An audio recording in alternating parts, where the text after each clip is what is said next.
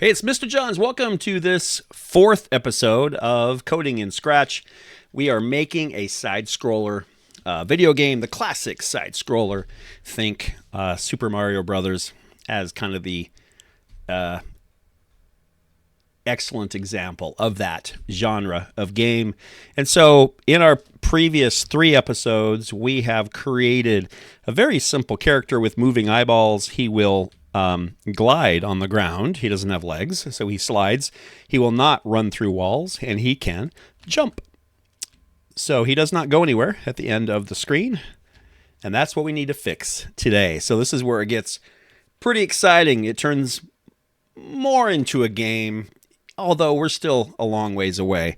There's not a lot of game to it yet. The process of creating a game in Scratch should really make you appreciate the games that you play. There's so much to it. Just making this character move took a little bit of work, and we need to think, long term here. What's the plan? What should the levels look like? What's his goal? Like, what's he trying to do? Should he be collecting things? If so, what? Does he get points for those? So there's a lot of questions that we need to answer, but not yet. We want to at least add some levels and make him able to run a little bit further than just this one screen. So that's the plan today. So if you're working along with me, we're going to start by adding some ground costumes. And so right now, if we click on the ground sprite and costumes, all we have is this one costume. And so ideally, we would have 4 or 5, maybe 10 for a level, perhaps. And so I'm going to right-click and duplicate the first one because that gives us an exact duplicate of that level. So everything's the same height. And so we're going to keep things simple, right? So the purpose of this tutorial is to not complicate Scratch. If you go search for tutorials, they're all over the place, and you can't really combine them and use parts and pieces from one and parts and pieces from another. Sometimes they don't, and a lot of times, most of the time, they don't sync together. So everybody has their own way of doing things. I tend to try to make it as simple as possible because I'm a teacher probably. I don't want to scare anybody away. I want everybody to feel like, I can do this. This is pretty cool, and it's pretty simple. So let's change this ground graphic. He's running across the screen. He has to jump. And the main purpose we put that there was to make sure we can code it so he doesn't run through walls and that he can jump. All right, so we don't really need that anymore. I'm going to get rid of, well, I guess we don't have to get rid of, let's get rid of that. And we're just going to shrink everything here. It's the same height exactly. And then I want to Control-C, Control-V, copy and paste, and just put this guy on the opposite side and about the same height. And then same thing with the grass. Control-C, Control-V, drag it over. One thing that's really cool about the preview screen is it will preview whatever we have selected. So whatever costume we've selected. So costume 1, he starts right there. Costume 2, this is what it looks like. So because we know he can he jump this size of a gap? Yeah, he can. We don't want it to be too easy. We don't want it to be too hard. I mean, this is literally like 2 seconds into the game, so let's not go crazy just yet. Things should get harder, but we want everybody to feel like, all right, this is cool. I can make this work. I can control this character. Super Mario Brothers, again, I'll bring that up. It was and is famous for being the perfect game. And video game researchers study it still, and the first level is basically a tutorial. Without you knowing you're playing a tutorial, it teaches you everything you need to know about controlling Mario and the game just in the first level, right? And you don't know it. It doesn't say, this is a tutorial. This is how you jump. It actually makes you do it and figure it out. And by the time you're done with level 1, you can pretty much make it through the rest of the game, which is genius. All right, so two two pieces of land or ground, and then in between that, let's draw a lower rectangle, and let's paint it like, I'm thinking it can be water if you want. I'm going to make it hot lava. So I want something like bubbling, hot, bright, orange, like that. Now, could we add animation and actually have little things spitting up? Yeah, right. Yes. But we're going to keep this simple. So we want him to basically have to jump this lava, or he'll die, right? So right now the code, there's no code for that. So he can literally just drop in the lava, walk across it, and keep on going. So interesting, right? Also, if we hit stop and start, let's go to costume 1, stop and start. Let's see if it actually does anything.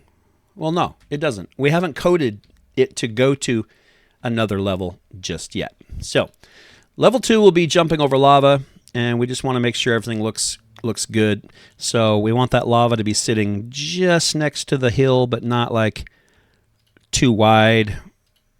We don't want there to be a gap.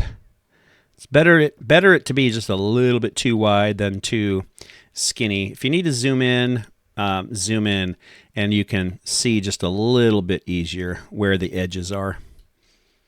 So there's our lava pit. And so that kind of tells the player there's going to be lava to deal with, right? And lava is bad. If they fall in, they'll find that out. Okay, not yet, but they will. So let's right-click again on that and duplicate the lava level. And let's get rid of the lava. And this time, let's do a little bit more jumping. I'm just making this up as I go. But let's make it so the character has to jump. I mean, we could maybe challenge him just a little bit already. I mean, remember, this is 2 seconds into the game. Maybe this is 3 seconds now. But we want to make it so he has to jump and not fall. So Control-C, Control-V. We're just making a copy of both of those little pieces of grass. And then over here, we will copy and paste that as well and bring it back over this direction. So this will be pretty easy. This will just be landing. Not a really big challenge at all, but those little 2 platforms. You have to remember, when you make a game, if you ever publish it, like 6-year-olds might play this, right? So college people might play it too, or adults might play it, but you want to design it so the most people can play it as possible. All right, so here we have, let's just test it. Can I jump that high? No, I can't. So, I mean, I could change his jump height. You are the controller, you're the programmer, but I think we're going to stick with what we have. And I think this will work. Now that I know, we can just go up and then down. So let's try that again. Can I jump that high? Oh yeah, easily. And that high, yes. Okay. So that's actually pretty simple, and maybe I want to make it just a little bit harder. Let's try this. I think we want to make these a little difficult. Also, make sure you don't leave it selected, because if you have it selected and then you go play the level, this actually moves because you've selected it. So make sure nothing is selected, and let's just go do some jumping. Boink. Oh, again, too high. So stop, drag down. So play with this until you're happy with where it's at. Yours does not have to look like mine at all. This is your level. I just want, okay, that was a tougher one. That one's not tough. And then just drop back off of it. So I can't jump once I'm on the ground. So just to play that again, let's just make sure I'm running through, jump, and I land, jump, and I drop off. All I have to do is drop off. I kind of like that. I do see that this needs to come down a little bit. Okay, cool. So, and let's right-click and duplicate that. Now, what can we do different? We don't necessarily need every screen to be a completely different challenge. What other skills can we introduce? I mean, honestly, there's not much, because right now your character can only jump. That's it. He can't shoot anything. He can't throw anything. He's just kind of a running and jumping kind of guy. So we've got platforms, we've got lava, And you know, if you think about Super Mario Brothers and those levels, sometimes it's just repeated varieties of the same thing. And so we might just put a pillar right in the middle here with some grass, copy and paste. Oh yeah, and I was trying to make the grass a little bit lower on anything that's up. I'm not sure if I did that on the other page. I did not. Not sure why I decided to do that. It really shouldn't be that way. This is just something I decided to do. So the ground has the thicker grass. The ones in the air don't grow as well. So this is technically on the ground, so I guess it shouldn't be skinny. But I do wonder if I went back to costume 1, did I do that here? I did do that there. So I should do that here too. So we're going to make that just a little skinnier on the ground. So here we go. This one's a really simple level. It's just wee, jump and go. Oh yeah, that was selected, so you could tell it moved. So, okay, there's a couple levels, and you could just keep going forever on levels. But that's how you do it. It's basically costume 1, costume 2, costume 3, costume 4. I think ideally there should be an end level, but we'll deal with that later. So let's see if we should add some code to our ground, because right now what we've said is, hey, when you start the game, set level to 1. I don't know if we had that there. Not so sure. Do we have a variable called level? Well, if we did not make a variable called level last time, now's a good time to make a new variable, call it level. There you go. I do not want it to be visible. Let's uncheck that. So we have a new variable called level. So let's, with the ground sprite selected, when we click, choose a set level to 1, go to 0, 0. So what that does is it says, hey, this is level 1, and put the graphic at 0, 0. Okay. Also, because we have level as a variable, we can also say, hey, when I receive, this would be an event, I think. When I receive a message, and let's call a new message. So let me just show you what I did. Let me zoom in a little bit. I went to a event. I chose when I receive a message, and I drug it over, and I'm going to create a new message called next level. So this is something that we're basically, it's a way to tell Scratch when you receive this, hey, next level message, go to the next level. Okay. Otherwise it's going to always just stay on level 1, because it says right here, when you start the game, go to level 1. And then what? Well, when you receive a message that says next level, what should it do? Well, let's go to orange. Let's go to variables. That's where it is. Change level, because now that's a variable, right? So we're using the same variable we just created here. Change the level by 1. Okay? So when you start the game, start at level 1. During the game, if you receive a message that says next level, change the level by 1, which means it'll go to level 2 or 3 or 4, wherever it is, right? So we can broadcast it at any point, and it will go to the next level. And then when it does that, we should also tell it to go to the next costume. So now these technically aren't levels. They're costumes. So don't get confused. When I say next level, I'm not really sure that's the right word. Really should call it next costume. But there's a command here called next costume, so I didn't want to confuse you further. So trying to keep things as simple as possible, we're going to say a level is a screen. Okay. I don't know what we're going to call an actual level then. I haven't thought about that. But like, you know, if there's 10 levels, 10 screens, and then you get to a boss, or you get to an exit, or a treasure chest, or whatever it's going to be, what do you call those 10 screens? Normally it's a level. So I'm not really sure yet. Don't worry about that. I think this is going to work, though. This is the code. We want to switch over to the player, and the code, we haven't done anything with it since tutorial number 3. So we're going to add a couple things to it.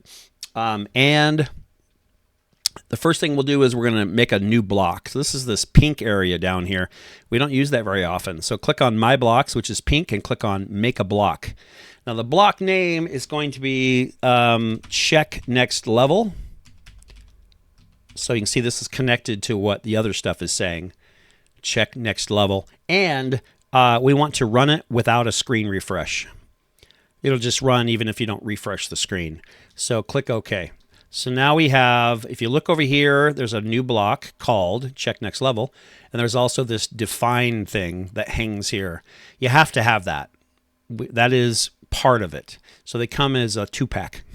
So define Check Next Level, and here's the Check Next Level block. So how do we know when it should go to the next level? Well, let me hit stop. And then if I change it to the motion blocks, I use this a lot. See this right here, this go to block? It tells us where he is on the screen. And so remember, Y is up and down and X is side to side. If I want it to go to the next level when he's about there, I look at the X value and it says 244. So I'll just say 245 to make it not really a round number, but to make it a common number, 245. So we're going to use that number, right? So let's do an if. This is an event. No, this is a control, because we're going to say if then. So if the player reaches 245, then go to the next level, right? Go to the next screen. So we're going to say, let's do an operator greater than. And then our code will be if your position, and guess what? There is a motion code called X position right here. It's already in here. So if the X position of the player that we're coding is greater than 245, I could say 244, but he's pretty much off the screen at 245, then what? Well, if you remember, we have a broadcast message that says next level. So let's connect those. So if his X position is greater than 245, then that's when we should broadcast, hey, next level. Okay, does that make sense? When the character hits 245, next level. That's exactly what we wanted to do, right? And then where he is right here, let's go back to the motion. He is exactly right here. He is 244. Let's just, oh, wait. No, that's wrong. Let me think this through. The logic loop here is when he reaches 245, broadcast next level and put him back where he started, which is right here, this one. So I'm going to drag this down. I'm going to right click and duplicate and just take that and plop it there. Pretty much means when he goes to the next level, he'll show up right here. Now, I don't know if I put him far enough to the left so it'll look like he's coming from the other screen. I may change that later, but we'll see how it looks. So I think we have one more little touch, and that's at the bottom of this long My Player code block. We need to add a check next level block, because remember, we don't have that. We just have the define it. So when does it check next level?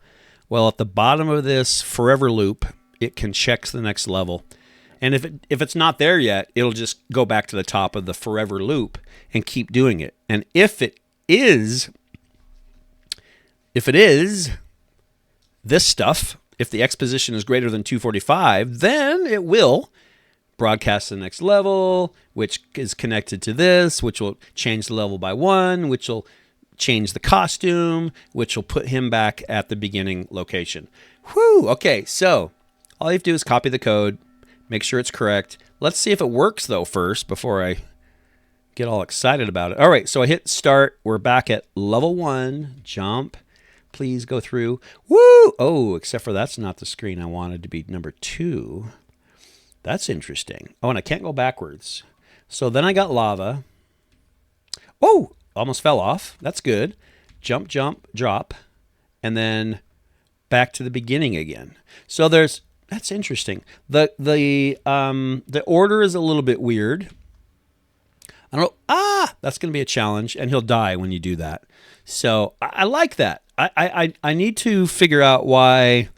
If I remember right, let's hit stop start. Why does he not start at the beginning?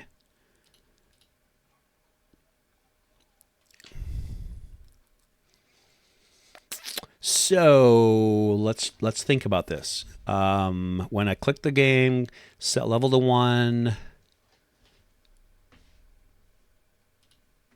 I wonder if when I start the game, it needs to show the switch costume to no. It wouldn't be him. It would be the backdrop. When I click, I wonder if we need to add a stop. Show costume.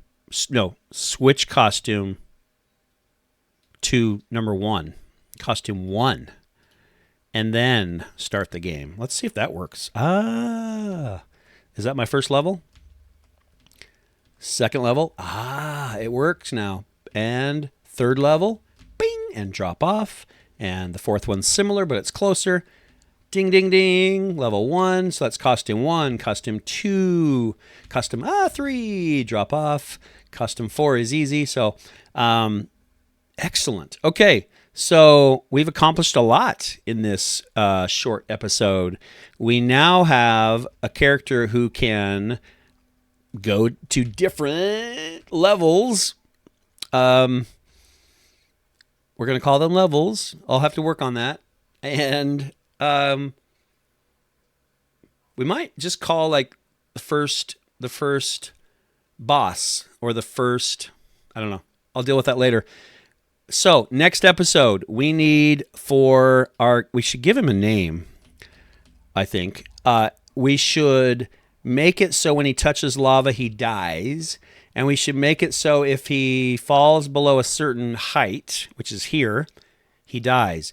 But what should happen when he dies? Does he make a noise? Does he show a different costume? Does he go back to the very beginning of the game? So there are some questions we need to answer, which we'll do next time around. But thanks for joining me for now. That was fun. I'll catch you next time. For now, Mr. Johns is out.